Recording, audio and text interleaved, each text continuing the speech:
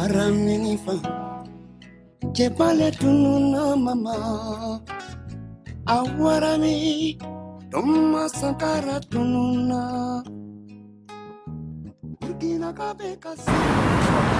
le président Blaise Compaoré, qui est l'auteur de son assassinat, fait tout pour qu'il n'y ait pas justice.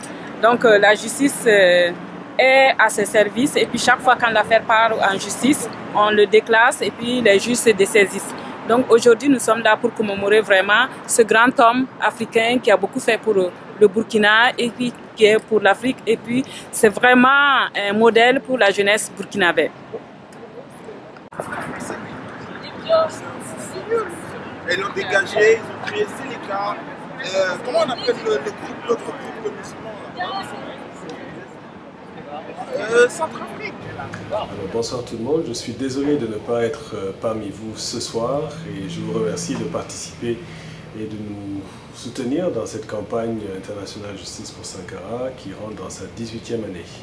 C'est pour moi un honneur évidemment de coordonner ce collectif d'avocats. Nous avons récemment fait appel devant le tribunal de grande instance de Ouagadougou de la décision qu'elle a dite incompétente à traiter notre dossier. Il faut dire que pour ceux qui ne sont pas au courant, que les 2 dernières années ont été plutôt ardues. D'abord parce que la tombe de Thomas Sankara a été profanée à 2 reprises et cela fait suite, comme par hasard, à notre demande de ce qu'on appelle une requête en assignation. De quoi il s'agit? Il s'agit brièvement de faire les empreintes génétiques des enfants Sankara et de pouvoir identifier la tombe qui est une des demandes qui nous a été en fait agréée à l'issue de la victoire que nous avons obtenue en 2006 devant le Comité des droits de l'homme des Nations Unies. Pour ceux et celles qui ignorent en fait ce cas, nous avons pendant plusieurs années, à partir de 1997, traduit la plainte de la veuve, donc plainte pour écriture, fausse écriture administrative, et plainte contre X dans le meurtre de Thomas Sankara, qui, je le rappelle, à l'époque, son certificat de décès disait qu'il était mort de mort naturelle. Nous avons obtenu, après moult arguties, que ces dossiers ont été rejetés, ils ont été présentés devant le Comité des droits de l'homme des Nations Unies, en vertu en fait du pacte et du protocole que, heureusement pour nous, le Burkina avait signé et ratifié. L'ayant ratifié à ce moment-là, il s'exposait évidemment que des parties civiles puissent porter ce cas devant des instances internationales qui, il faut le dire, sont très mal outillées pour régler ce genre de situation. À l'issue donc d'une longue procédure, on a fini par obtenir, en vertu de l'article 17, des reconnaissances pour la veuve. En d'autres mots, on reconnaissait que le droit d'enquête n'avait pas été donné par le procureur et le ministre de la Défense. Thomas a été assassiné en compagnie d'une dizaine de ses partisans et collègues. On a reconnu que la non-rectification du certificat de décès est une atteinte aux droits de la veuve et ses enfants, la non-reconnaissance du lieu de sépulture et une compensation.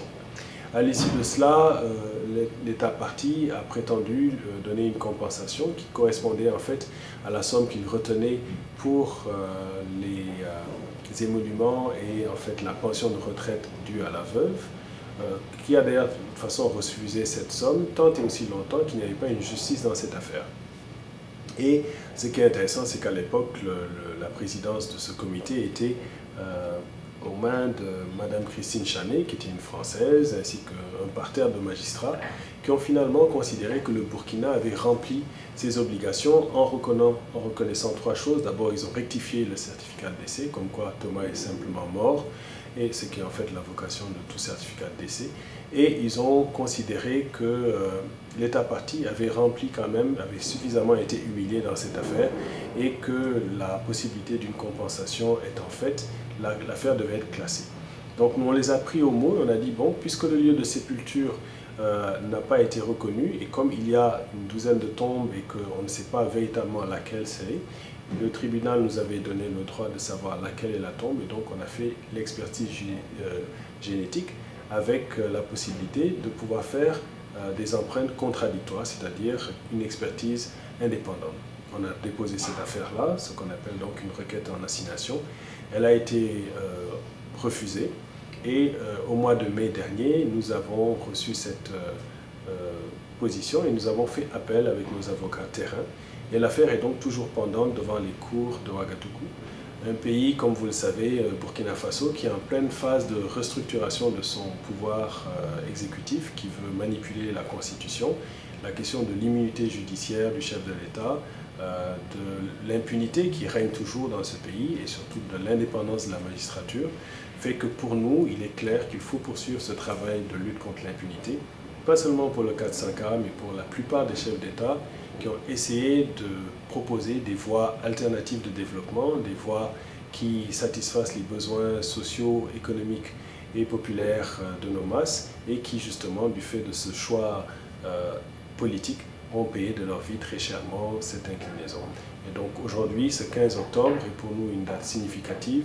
Je serai normalement à Dakar au Forum social africain au moment où vous tenez ces choses-là, forum qui est d'ailleurs porté avec l'esprit de Thomas Sankara, qui va être probablement la pierre angulaire de ce forum. Et donc nous aurons une grande pensée avec toutes les autres organisations qui, de par le monde, souhaitent évidemment propager la lutte pour un développement panafricain autocentré. Voilà.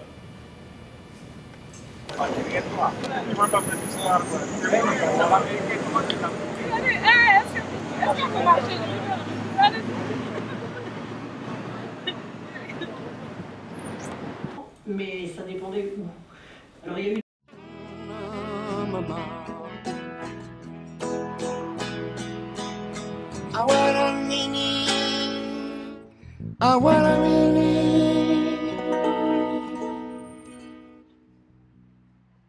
Thomas Sankara.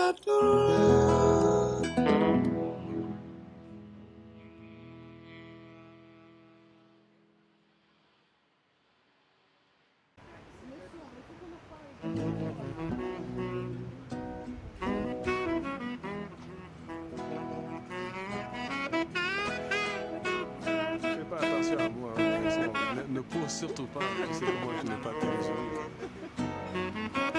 comment on va réussir, mais sinon on ferait peut-être une plaque, enfin une plaque, je ferais un bus, peut-être un bas-relief quoi. Vu qu'on a une allée, on pourrait déjà avoir une petite statue.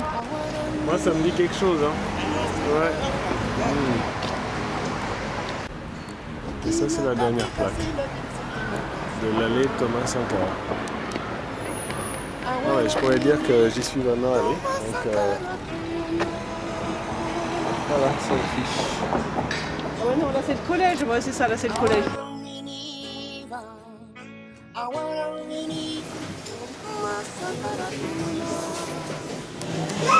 Messieurs, chers amis, encore une fois, je vous remercie d'être venus participer à cette conférence qui s'inscrit dans le cadre de la commémoration du 27e anniversaire de l'assassinat du président Thomas Sankara et de tous ceux qui sont tombés avec lui le 15 octobre 1987. Cette année, le comité Thomas Sankara a invité le politologue Aziz Fall qui nous entretiendra de la présence des bases militaires en Afrique. Je remercie donc le professeur Aziz Fall, venu tout droit du Canada, malgré son programme de travail très chargé. Je remercie les associations partenaires du comité Sankara qui ont répondu à cette journée de mémoire. Je remercie enfin le comité Sankara, toutes celles et ceux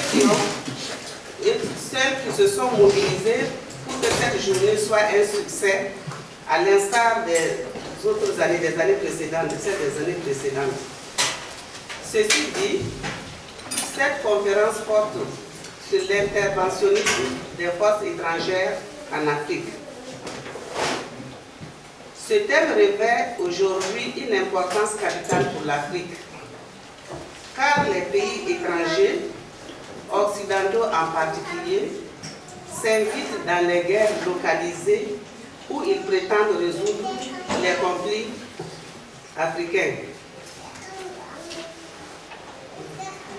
En outre, on constate des guerres d'occupation menées par des extrémistes islamiques parachutés en Afrique par des forces obscures. Ces guerres qui plongent l'Afrique dans l'insécurité touchent nombre de pays africains, Mali, Centrafrique, Nigeria, Libye, Cameroun, Somalie. Mais plus grave, cette situation fragilise nos pays sur le plan politique, économique et social. Dans des cas comme la Libye et la Somalie, l'existence même de l'État est mise en cause. Le problème qui se pose est que certains pays africains ne sont pas suffisamment outillés pour faire face à l'insécurité intérieure et frontalière. Conscients de ces limites des pays africains concernés, les pays occidentaux essaient d'adopter des stratégies consistant à se substituer à nos forces de sécurité et de défense, menaçant même la souveraineté, par la même occasion notre souveraineté. Mais le professeur Aziz va bien vous parler de tout cela. Je vous parle un peu d'Aziz. Le professeur Aziz Fall est un politologue. Il est à la base, depuis l'assassinat du président Thomas Sankara, de la mobilisation internationale et de la campagne internationale Justice Vérité pour Sankara.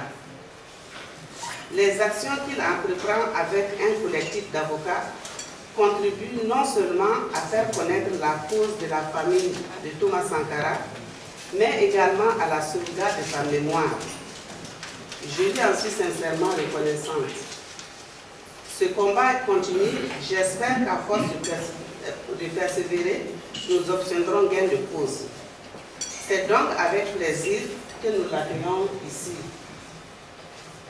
pour nous parler des contours de l'interventionnisme militaire en Afrique. Je vous remercie.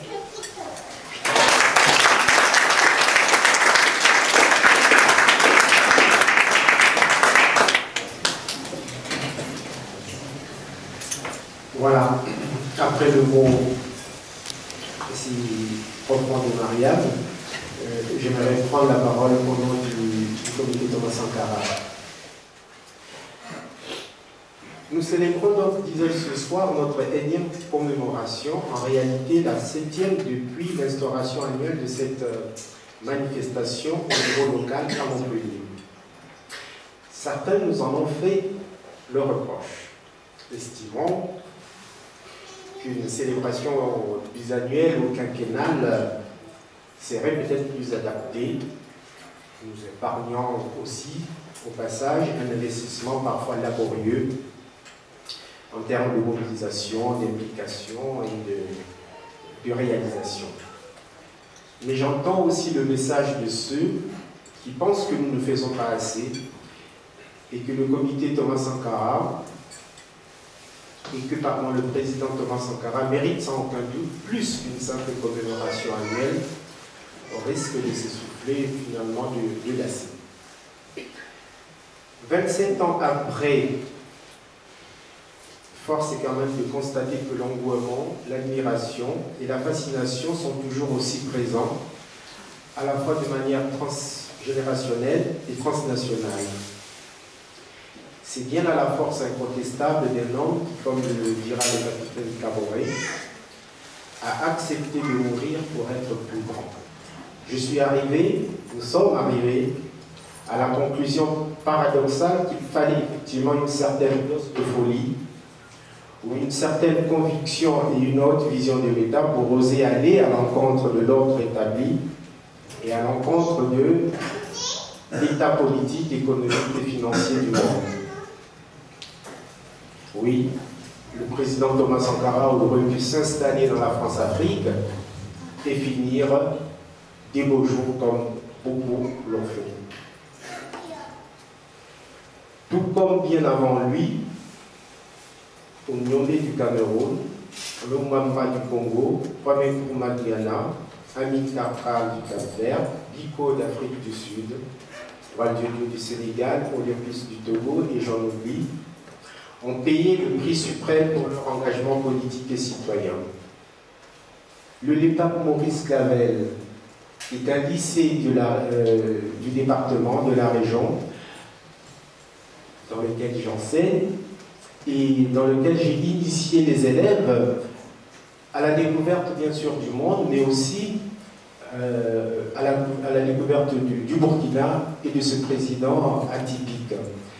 Et vous pouvez admirer les productions de ces élèves sur Thomas Sankara, sur la problématique africaine. Et c'est vrai que c'est un lycée qui nous accompagne depuis 7 ans maintenant. Aujourd'hui, nous commémorons effectivement non seulement une figure historique, mais aussi la dernière expérience révolutionnaire africaine. C'est-à-dire qu'il n'y en a pas eu d'autres.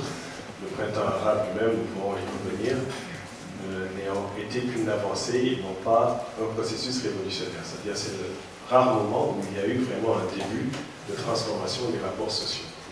Et donc, je suis très heureux de revenir à Montpellier, d'être environné d'abord de gens qui ont bravé les déluges, la perspective d'autres ondées. Le sol est gorgé d'eau. Nous ne pleurons pas, nos larmes auraient pu en rajouter, mais en fait pour nous, ces moments de commémoration sont des moments de vitalité, c'est des moments pour ragaillardir nos rangs ou de rigorer.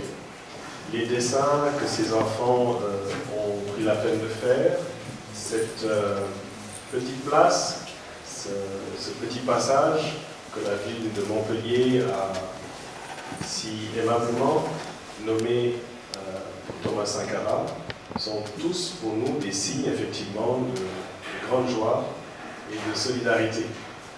Bien sûr, nous attendons des Français, surtout de la France-Afrique, qu'elles comprennent mieux ce qui s'est passé dans l'assassinat de Thomas. En fait, pour nous, c'est relativement clair. Il s'agit d'un complot international impliquant les États-Unis, la France et bien de nos dictateurs locaux.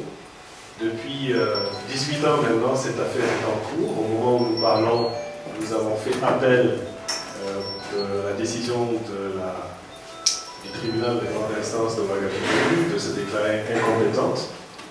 Il s'agissait de ce qu'on appelle une requête en assignation. On a prélevé, suite à la décision onusienne qui nous avait donné raison en 2006 sur le lieu de sépulture, on a prélevé l'ADN des enfants Sankara et une des 12 tombes présumées est censée être la sienne et on demande, ce qui est le droit familial le plus minimal, de savoir qui est là véritablement et évidemment cette chose nous est refusée.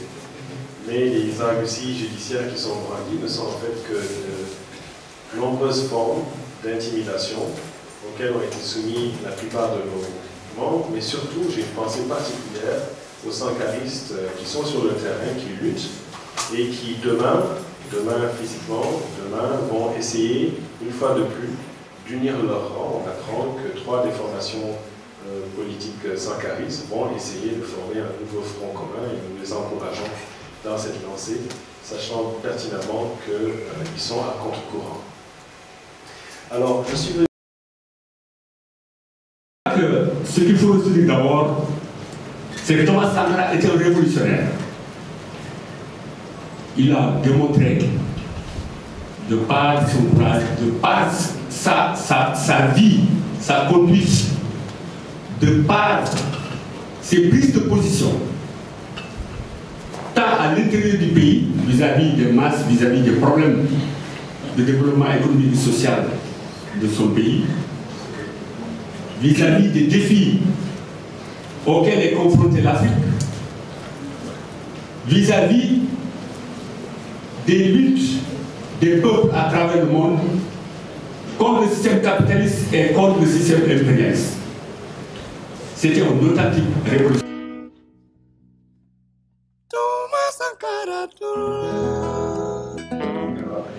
C'est vraiment pour moi un grand honneur de coordonner ce collectif qui depuis maintenant 18 ans essaye de lutter contre l'impunité.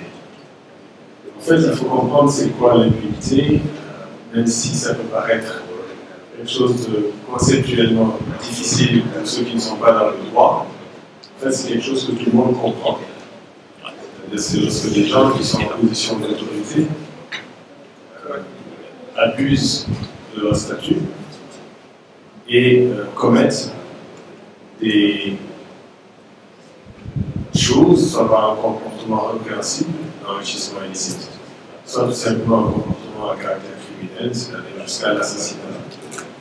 Et souvent de façon très peu patriotique, c'est-à-dire par une gestion très peu patriotique des idées publiques, et qu'ensuite il ne se passe rien.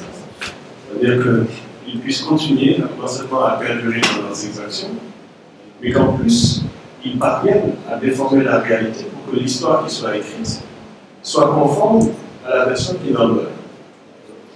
Là, on aura très vite compris que cette question d'impunité, elle est même dans la nature du système monde, c'est-à-dire dans la façon par laquelle l'ordre mondial impose aux zones périphériques une justification, une légitimation de l'impérialisme. C'est ce qui explique justement qu'il n'existe toujours pas au niveau du droit international quelque chose sur l'impunité. Il n'y a pas. Au niveau du droit, il n'y a pas de tribunal sur les enjeux d'impunité. Il n'existe pas au niveau du droit international une instance qui pourrait juger l'affaire Thomas Sankara. Tout ce qui existe, c'est une variété de petites cellules du droit dans lesquelles, si par hasard l'État-nation, l'État-parti a ratifié, eh bien il s'agit d'une zone grise qui permettrait qu'on aille le poursuivre. Je ne vous ferai pas toute l'histoire de l'assassinat de Thomas, mais Thomas Sankara a été assassiné alors qu'il avait convenu de rencontrer ses camarades dans une rencontre importante où il allait discuter les choses qui envenimaient la situation politique déjà depuis une dizaine de jours, pour ne pas dire 3 mois au moins. Le débat, c'est que Thomas Sankara et le Front de gauche étaient fragmentés. Vous savez que c'était des militaires.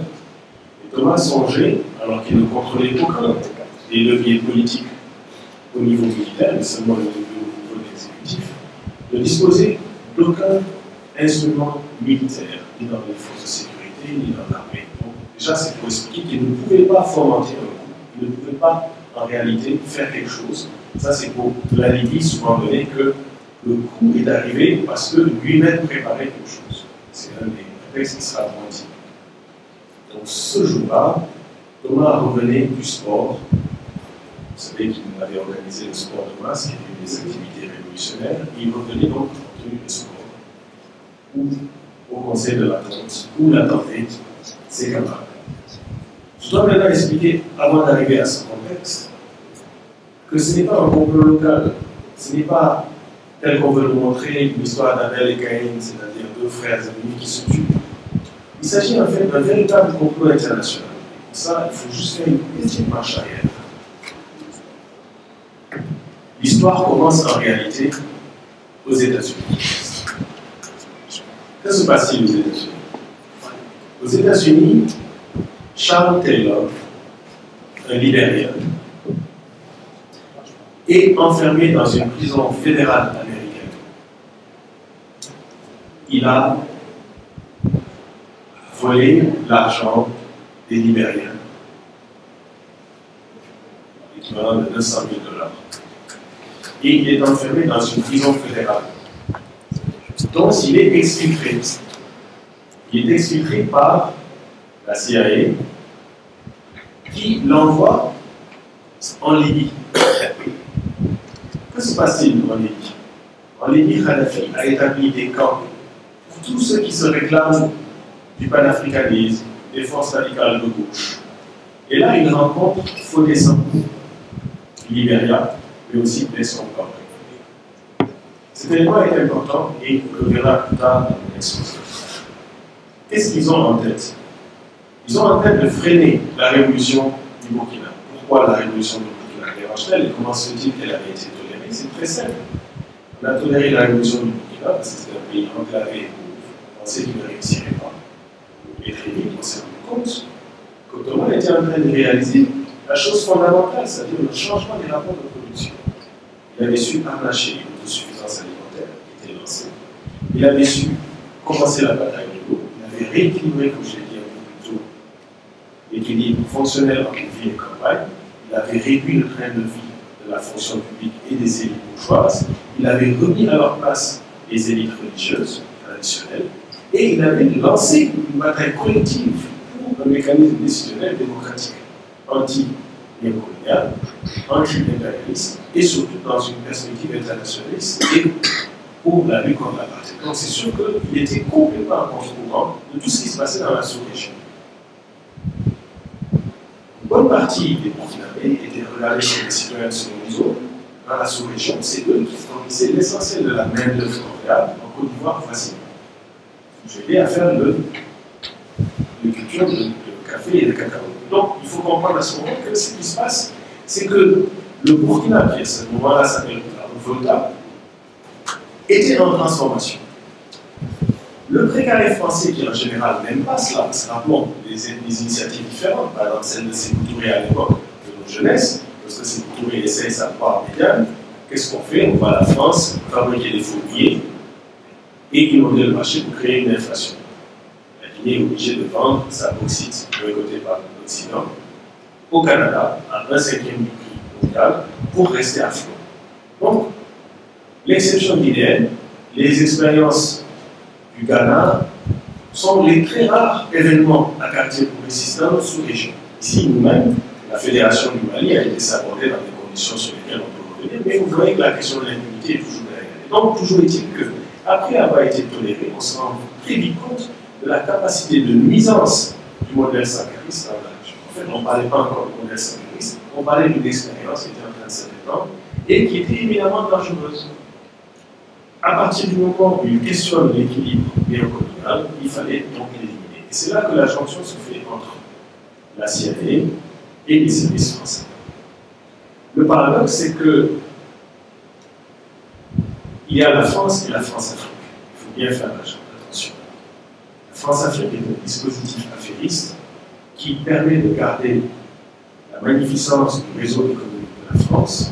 Elle a ses antennes dans un enchevêtrement complexe que François-Xavier Charles a très bien montré, que les camarades de connaissent, qui en fait a des antennes à Matignon, au Quai d'Orsay, à l'Élysée, qui se ramifient dans les multinationales françaises, et sans lesquelles, en fait, l'Hexagone n'allait pas. Et ça, c'est normal parce que la France a été perçue comme un modèle qui n'est pas seulement la France et la France d'outre-mer, c'était un grand ensemble. Et le Sénégal, comme vous le savez, a été un des grands acteurs dans l'administration politique ailleurs. Donc, c'est cette France, différente de la France-Afrique, dont il faut faire la distinction, qui est en jeu ici. La France-Afrique, effarouchée par la présence de Sankara, dit il faut trouver une solution. Foccart n'est plus aux affaires, mais on a un homme qui s'appelle Kibel, qui est quelqu'un habitué aussi aux arcades, au culte de la France-Afrique, et eux vont voir où il faut le prendre. D'abord, comme je l'ai dit, à cause du poids des forces laborieuses burkinabées qui vivent en Côte d'Ivoire, mais parce que Houphouët-Boigny est le modèle du fameux miracle du néolibéral. Enfin, c'était déjà un néolibéral avant l'heure, du fameux miracle ivoirien. Et donc, il est, avec Eyadema, les porteurs du projet de la France-Afrique. Et donc, c'est là que le complot sera abouti. D'aucuns disent que Kadhafi y a participé, mais je crois que nous ferons la démonstration en réalité que ceci aussi procède de la limite de vouloir faire porter sur Kadhafi une grande partie de ce complot, qui est un complot principalement occidental et d'agents locaux ouest-africains. Le jour donc de l'événement, cet espace que j'ai très rapidement décrit est mis en place. Thomas attend avec ses camarades. Il y a des Libériens qui ont été dépêchés en Orient. Pendant que le complot a lieu, Charles Taylor, une semaine avant, était passé au Ghana. Le Ghana et le Burkina devaient faire un seul pays, étape vers la Confédération ouest-africaine. Et Jerry Rawlings, en voyant arriver Charles Taylor, s'est dit, ça sent le roussi, il se passe quelque chose. Et il l'arrête. Les Américains qui avaient effectivement émis un ordre d'Interpol contre ce criminel jouaient double jeu. Sur la scène internationale, il fallait dire que c'était un criminel en cavale, et dans les faits, c'était leur agent. Donc c'est les Américains qui appellent Rawlings et qui lui disent il faut que tu libères Charles Taylor. Il faut comprendre le contexte, parce qu'à l'époque, le Libéria, pour les États-Unis, c'est quelque chose d'extraordinaire. C'est la première flotte mondiale. Les Américains font battre par le Libéria leur pavillon, leur bateau, ce qui leur permet d'éviter de payer des taxes. Donc le Libéria, c'est un pays historiquement très proche des États-Unis. Si vous vous souvenez, c'est là qu'on a dépêché les anciens esclaves. Et donc, les Taylor et tout ça sont des gens qui veulent faire la redistribution, c'est pour ça qu'ils ont un discours révolutionnaire, ils trouvent que ceux qui sont venus d'Amérique ne respectent pas les autochtones, donc il faut rebalancer. C'est pour ça que Kadhafi et les autres les prennent comme des révolutionnaires. Mais ce ne sont pas des révolutionnaires, c'est des gens qui sont complètement subjugués par la bas du guerre. Et donc ce Charles-Édouard est libéré une deuxième fois, sans explication des prisons du Ghana. Moi, j'ai demandé à Rawlings comment vous avez fait pour lâcher ce gars-là s'échapper. Je n'ai jamais eu d'explication. Toujours été qu'il s'échappe. Donc, le jour du complot, lui, Momo Djiba, Prince Johnson, tous ces gens-là sont au courant du complot. Blaise Compaoré, Djembéré, Zingani, Zongo sont au courant du complot. Kipen, Oufoué-Bani et Adema sont au courant du complot. Il y a un avion qui attend sur le tarmac au cas où ça tourne. Quand les Libériens ont sécurisé le lieu, on voit arriver en trompe 2 véhicules au Conseil de l'Entente. Dans la poussière du mouvement, ce n'est pas la première fois que des ministres arrivent en retard dans des véhicules avec des gens armés qui sortent. Comme vous le savez, ils étaient encore dans le trip CNR, ils avaient des armes, ils les brandissaient, enfin mis en accusé. Ce n'était pas extraordinaire de les voir arriver ici. Cette fois-ci, on a entendu des détonations dès qu'ils sont arrivés. Et Thomas Sankara s'est levé et a dit « Ne bougez pas, je sais ce que c'est pour moi ». Dans la version que Martine Laroche-Joubert, la journaliste française recueille de Blaise Compaoré dit « Quand ces choses-là sont arrivées, moi j'étais chez moi, j'étais terrassé par le paludisme. D'ailleurs, je suis même sorti à la porte, l'arme à la main pour voir c'était quoi. Mais comme j'étais fatigué, je suis rentré. D'ailleurs, mes amis peuvent en témoigner. » Mais les Libériens, qui ont été filmés en caméra cachée par Silvestro Montanaro, de la télévision Rai en Italie, disent que Blaise Compaoré était sur les lieux, avec tous les autres tueurs, qui finalement tous au pouvoir. Et donc quand Sankara est sorti des mains levées, il a été immédiatement mitraillé. Il a tellement été mitraillé qu'en réalité, plus tard, les prisonniers qui ont été sortis pour aller l'enterrer lui mettre en pièces détachées dans le carton. Les lutins sont rentrés dans la salle du Conseil de l'Entente et ils ont arrosé tous les gens qui étaient là. Un seul a rescapé, il s'appelle Alouna Traoré. Et depuis, il est psychiatriquement atteint. C'est une diversion, parce que c'est comme ça qu'il sauve sa vie, c'est le seul qui a vu les assassins de Tours. On les a pris, on les a enterrés notamment avec ces prisonniers. Et le lendemain, un communiqué émané de l'obscur Front populaire qui parlait de rectification. Et dans son communiqué, on dénigrait Sankara, traité d'autocrate, de voleur, etc. Tous les noms de qualité possible. Sur les tombes encore fraîches, et Ouagalais, en deuil, il avait écrit 2 moins 1 égale 0. Et il va se passer 10 ans. 10 ans où aucune explication n'a été donnée sur ce qui se passe.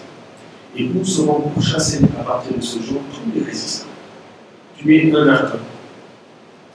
Les plus proches, comme Vincent Sillé, son garde-corps, les Montartal, les différents attentats. Et jusqu'à très très tard, ceux qui osaient encore continuer à parler, comme Lambert Sonko, qui sont assassinés, et on a toujours fait l'assassinat. En fait, une culture d'impunité s'installe, en même temps qu'un enrichissement colossal se développe, puisque Blaise, dans ce deal, devait passer 200 soldats pour qu'il avait à Charleroi, qu'ils allaient à la conquête de Monrovia. Ce qu'ils firent, et ensuite, ils vont mettre en pâture Sierra Leone, qu'ils vont piller complètement et s'enrichir. Ce qui explique d'ailleurs le Burkina vendre du diamant sur les places internationales, il n'y a pas de diamant au Burkina.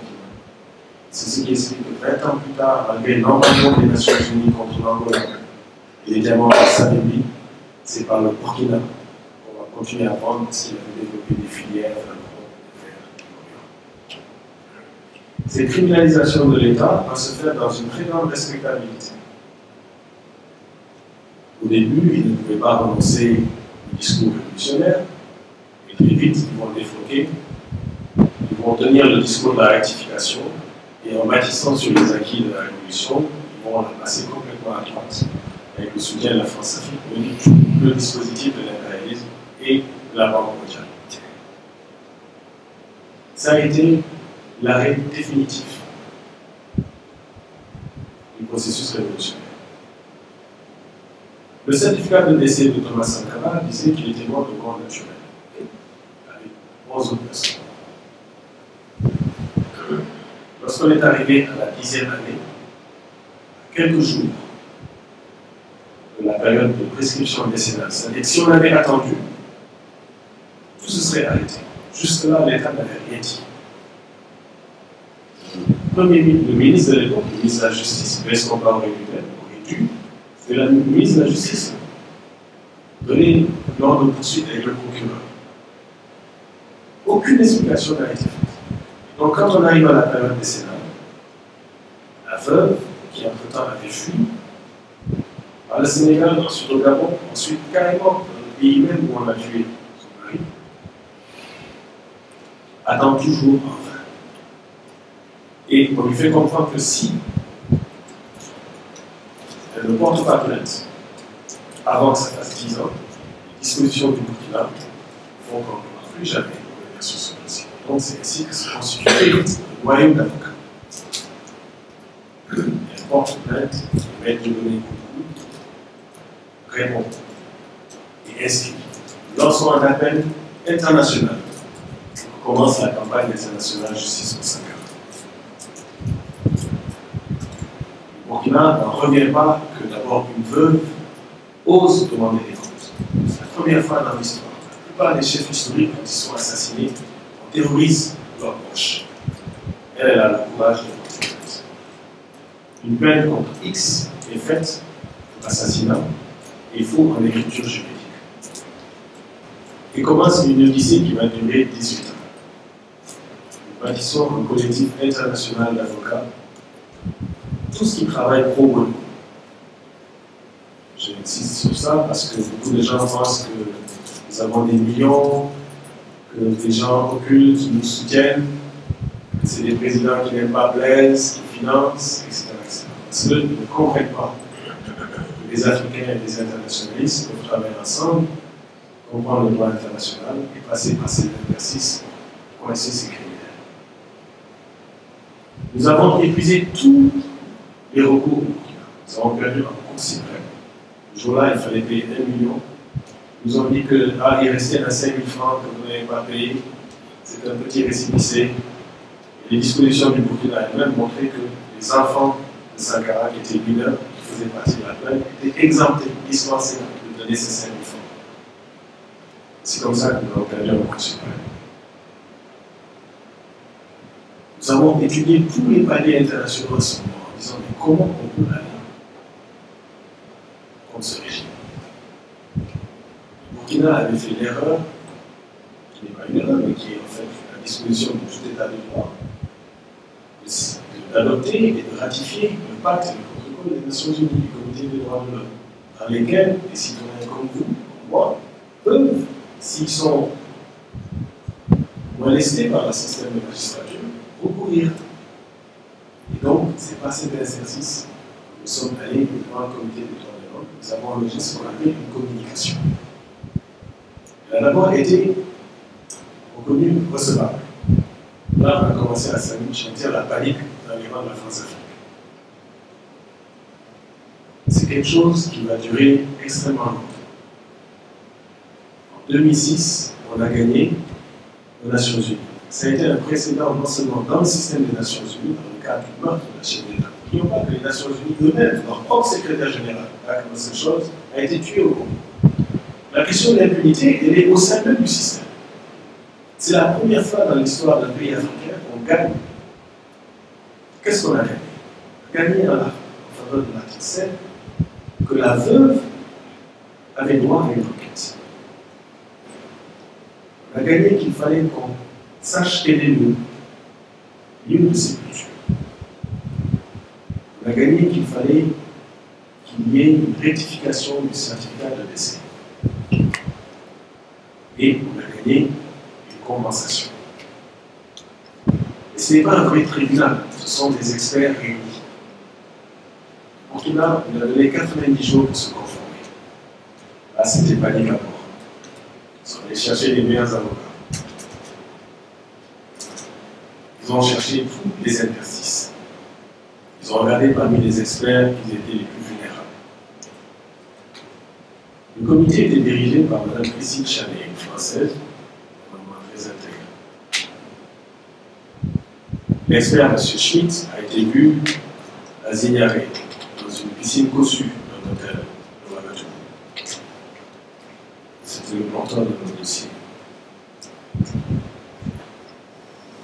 Nous étions en train de préparer l'arrivée à Dakar. C'est là d'ailleurs que j'ai revu bien de mes camarades en 2007 de Mariam Sakra pour la première fois aller rentrer chez elle. Nous avons fait une grande caravane côté du Mexique qui a sillonné tout le nord et qui arrivait vers l'Afrique. Nous avons vu la force de sa charisme, des gens qui ne le connaissaient pas, qui ont adhéré à le mouvement. Nous avons sillonné tous ces endroits pour montrer qu'est-ce qui se passait, quel était l'intérêt de cette bataille. Ce n'était pas seulement une bataille juridique, c'était une bataille pour la souveraineté du continent. Et c'est ici même à Dakar qu'on a annoncé que Mariam allait chez elle. Quand elle est arrivée à Ouagadougou, des dizaines de milliers de personnes étaient là, qui ont bravé l'interdit. Pendant ce temps, d'un point de vue plus personnel, j'avais reçu des menaces de mort et on avait envoyé à Montréal un barbouze pour me faire la peau. La chance qu'il y avait, c'était qu'il y avait un peu à ces événements une caméra et on voyait le numéro 2 de l'ambassade du Burkina, un membre de notre propre groupe et le barbouze discuter au fond de la salle, alors que toutes ces trois personnes-là niaient se connaître. Heureusement, le journaliste avait installé une caméra qui était dans cette salle où on projetait le premier film Patricie au Burkina. J'avais le plaisir de commenter après son œuvre. C'est comme ça qu'on s'est rendu compte qu'ils étaient parmi nous et qu'en fait on dérangeait beaucoup plus qu'on le croyait. En fait, le processus juridique s'est rapproché de plus en plus du nœud des Congo. On pouvait sentir l'odeur fétide de beaucoup de gens qui se disaient amis, qui étaient déjà dans le Il fallait donc trouver une façon de sortir le Burkina de la situation dans laquelle il était. Il faut comprendre comment est-ce qu'on parlait est devenu à ce moment-là extrêmement puissant. Il a éliminé tous ses opposants. Il avait assez pour compter et corrompre l'essentiel de la classe politique, pas seulement au Burkina, mais dans toute la sous-région. Tous les partis de gauche que vous voyez ont reçu de l'argent de Ouagadougou. Le petit pays pauvre était devenu puissant. Il faisait la pluie et le beau temps dans la sous-région. C'est ça, la réalité du système qu'on vient de. Vous voyez beaucoup de gens gesticuler, mais dans les faits, il y a très peu qui se commettent dans ces livres-là, parce qu'ils savent très très bien sécuriser. Et donc, il fallait trouver un échappatoire à. Je m'excuse, je ne vais même pas être Et donc, c'est dans ces circonstances-là qu'il fallait trouver une sortie de crise pour le pouvoir ouagadougou. Nos experts nous ont montré qu'en enlevant le mot naturel de mort, en faisant tout simplement sur le certificat de décès, Thomas Sankara est mort, il réglait le problème. Donc ils ont enlevé le mot naturel, ils ont fait un nouveau certificat de décès dans lequel Thomas Sankara est mort. C'est l'invocation de tout certificat de décès de toutes les façons. Ça n'explique pas de quoi il est mort. Ils n'ont pas donné l'ordre de poursuite pour l'enquête. Et ils ont dit qu'ils allaient donner 60 000 $ à la veuve. Ce qui d'ailleurs correspondait à l'argent qu'ils devaient pour la pension de la veuve.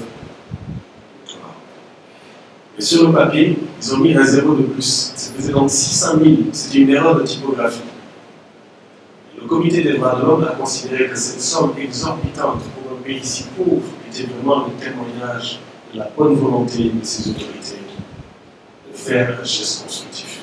Alors qu'ils savaient très très bien que c'était une erreur que nos avocats avaient souligné. Ils ont fait la sourde oreille, ils ont fait comme s'ils n'étaient pas. Ils ont dit l'État parti à l'issue de ce procès été suffisamment humilié et vraiment a fait un gage de bonne volonté et a promis que ça ne se reproduira plus. Et le comité considère que l'affaire est close. Ce qu'on avait gagné du main, on venait de la perte de l'autre. Abasourdi, on s'est demandé, mais par où ils sont passés? C'est quoi cette histoire? On ne peut pas faire appel de la décision. Mais ils avaient fait une grave erreur. Vous avez donné le droit de savoir où était la tombe de Thomas. Vous avez une dizaine de tombes, il y en a une plus grande. C'est là que symboliquement tout le monde va. C'est la tombe présumée. Et il n'y a rien qui prouve que c'est la sienne. Rien. Et comme nous craignons aussi pour la sécurité des enfants, nous avons prélevé la dette des enfants et nous avons demandé ce qu'on appelle une requête en assignation. Nous avons beaucoup suivi l'État parti en disant l'ONU nous a donné ce droit. Vous dites que vous avez une bonne volonté, vous voulez construire un mausolée, vous voulez faire de belles choses. Non seulement il va falloir que vous respectez le site, parce que peut-être la plupart ne savent pas, mais le cimetière de Thomas jouxte les immondices. En fait, c'est la décharge publique. C'est carrément la décharge publique, c'est des poubelles. Carrément. Et quand vous allez là, les charognards qui sont là, c'est des poubelles. Donc nous avons fait cette requête en assignation. Alors là, ils sont tout d'un coup passés. Ça fait déjà 3 ans. Ils disent, là où nous sommes allés taper, le tribunal de grande instance n'a pas la compétence de faire ça. Ça suppose, c'est un certificat d'exil, on ouvre, on voit ce qu'il y a là-dedans, et qu'on fasse le test. À ce moment, tous les Burkinabés, tous les Sankarés sauront effectivement que c'est bien cette tombe, pas parce que le gouvernement qui l'a assassiné dit que c'est là, mais parce que ce serait vraiment là. S'ils étaient de bonne foi, il n'y a rien qui empêche qu'ils le fassent. Et c'est un devoir. Non seulement ils ne le font pas, mais à 2 reprises, en 2011 et en 2013, cette tombe sera présumée, profanée. C'est-à-dire que quelqu'un va la casser. La dernière fois, non seulement on l'a cassée, et on a répandu des liquides inconnus là-dedans. Pour nous, il s'agit d'une façon non seulement d'intimider, mais aussi possiblement d'affecter les traces légistes. Et au moment où on se parle, pour accéder à cette zone-là, nous avons installé un périmètre de sécurité. Même les proches de Thomas, s'ils veulent demander l'autorisation, doivent passer par les municipalités. Donc on craint même que ce sont ces mêmes services de sécurité qui empêchent l'accès, qui puissent contaminer le site. Maintenant, nous attendons la preuve. C'est-à-dire que nous ne sommes pas convaincus de leur sincérité. Nous avons été édifiés à 18 ans. La difficulté, évidemment, c'est le manque de soutien objectif que nous avons. Et ça caresse même devant le monde sur cette question-là. Entre-temps, la campagne s'est essoufflée. D'autres initiatives ont fait surface, notamment en France. Une commission d'enquête a été réclamée sous l'égide de Bruno Jaffré et de son comité, qui demande que le Parlement français ouvre les archives. La même chose est demandée par nous aux États-Unis. Si on ouvrait ces archives, on pourrait à ce moment-là reconstituer l'ampleur du complot, c'est-à-dire l'implication de Charles Taylor, qui entre-temps a été retenu, comme vous le savez, devant la Cour pénale internationale. Et c'est là que l'enjeu se fait, c'est que si Charles Taylor pouvait parler, il expliquerait en fait ce que nous laissons dans le cache. Pour nous, nous sommes tout à fait convaincus que nous gagnons. Ce n'est qu'une question de temps. Je suis tout à fait convaincu de ça. Et les intimidations ne changent rien à ça. Le collectif des avocats, c'est que le droit est de notre côté. L'histoire montre que nous sommes du bon côté. Par contre, il est clair que dans le rapport de force, nous sommes tout à fait fragilisés. Et ça, ce n'est que l'apparence, car ce que nous défendons, c'est un ensemble de valeurs, des aspirations qu'on ne peut pas changer. Ces aspirations, elles sont dans tout le continent africain.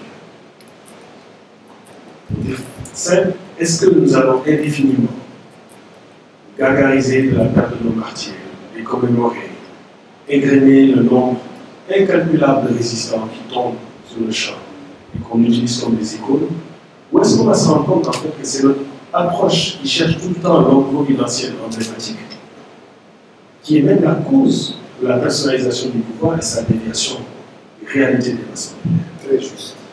C'est dans la massification et la repolitisation démocratique de nos masses qu'il y a un sursaut.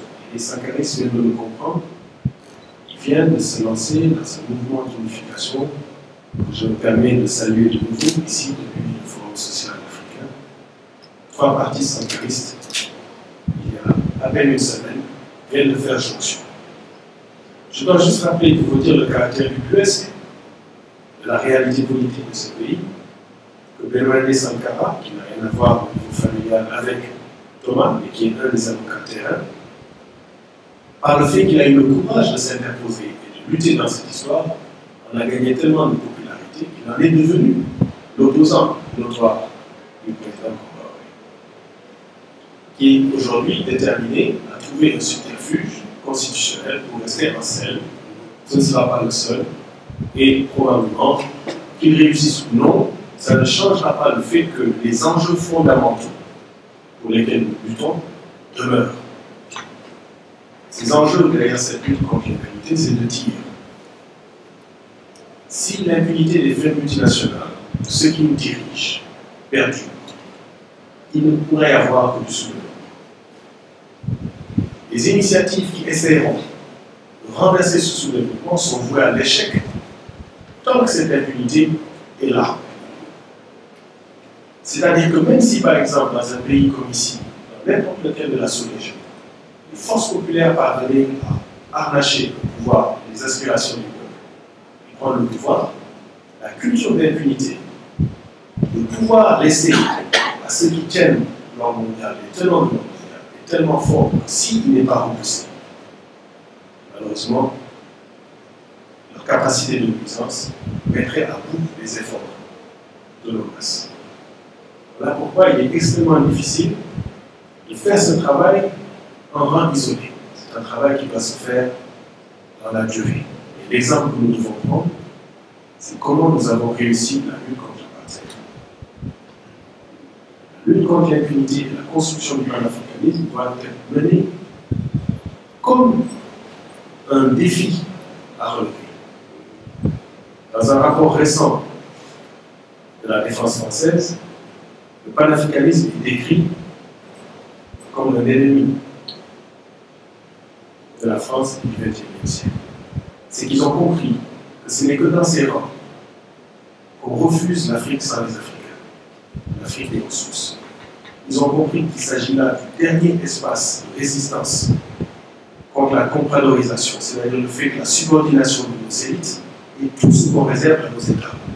Les États désengagés, laminés, ramenés à leur simple expression, manipulant leur propre magistrature pour qu'on soit au-dessus des lois, laissés à du simple affairisme à caractère informel, c'est ce qu'on appelle l'économie du conteneur, et un entrepreneuriat sans perspective, avec des grands discours sur la bonne gouvernance qui sont au fond de la dimension managériale du néolibéralisme. Et ça, nous ne voulons pas. Nous savons que ça a échoué et que ça va échouer.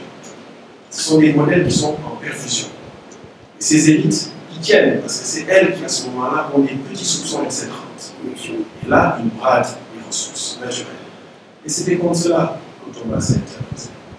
C'était pour cela qu'il est mort. Il ne faut pas que cet homme soit mort en vain. Ce n'est pas le seul. Nous avons été inspirés avant Thomas de la pensée de Cabral, qui est mort injustement sans avoir eu la chance de récolter des fruits. Et je le dis devant l'autorité de camarades de qui j'ai tout appris.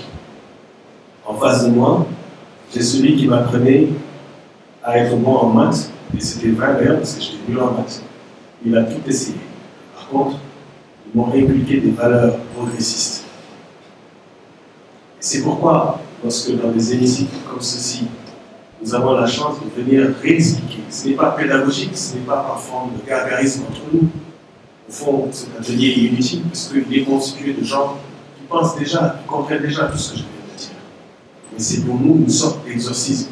C'est une catharsis nécessaire qui nous permet de rebondir, de retrouver nos forces, de comprendre que nous ne sommes pas si isolés, que nous sommes plus nombreux qu'on le croit, et que ceux qui veulent éviter de nous entendre se trompent. J'aimerais finir en disant que, tout à l'heure, je vais montrer la suite de ce travail contre l'impunité que nous menons sur le volet géopolitique. En toute impunité, l'ordre mondial instaure sur le continent africain un équilibre sécuritaire, en instrumentalisant les conflits. L'objet de notre forum, c'est une Afrique sans conflit, une Afrique de paix. Cette Afrique de paix n'est plus possible, puisqu'en fait, les germes de la destruction, l'instrumentalisation sont parmi nous. On a fragmenté les États. Dans ce film, nous montrons comment le Mali a été partitionné, comment l'Africom a pris le contrôle du continent, en manœuvrant, en ceinturant l'essentiel de nos états-majors, en s'infiltrant, en s'immisçant dans tous les exercices de souveraineté, par la peur de recherche de partenariats plus dynamiques que eux, les Chinois, les Indiens, qui permettraient une autonomie collective de l'Afrique et une sortie de crise par le panafricanisme. Il n'est donc pas possible de lutter contre ces forces si le problème de l'impunité n'est pas posé.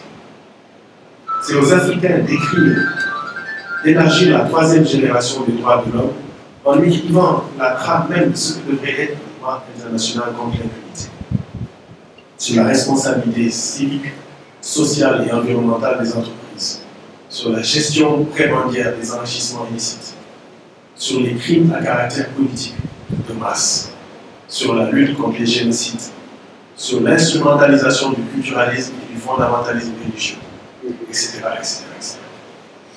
Parce que ce n'est pas eux qui le font. Et donc, en utilisant les précédents comme l'affaire Sankara, qui est maintenant une affaire qui est rentrée dans la jurisprudence, qui sont cités à caractère académique dans les travaux, parce que c'est une première, en utilisant des trames comme celle-là, nous avançons lentement vers notre propre libération. Voilà pourquoi je vous remercie au nom de tous les membres du collectif de la campagne internationale Justice pour Sankara, de la mobilisation, de votre soutien pendant ces 18 années. Nous savons que la lutte est longue, nous savons que la veuve et ses enfants sont déterminés à aller vers la vérité, ceci dans un esprit de réconciliation, non pas pour l'argent, car ils n'en veulent pas, non pas pour la vengeance, car ils veulent la justice, mais pour que l'Afrique apprenne le meurtre de nos dirigeants, le sacrifice de nos luttes ne peut pas être fait impunément. Et dans cette recolonisation qui est en train de commencer, vont tomber beaucoup de nos camarades. Et nous devons nous préparer, parce qu'ils vont nous trouver sur le terrain. Nous ne les laissons jamais, jamais dans ce continent. Et ça passe par la lutte contre l'impunité. Merci.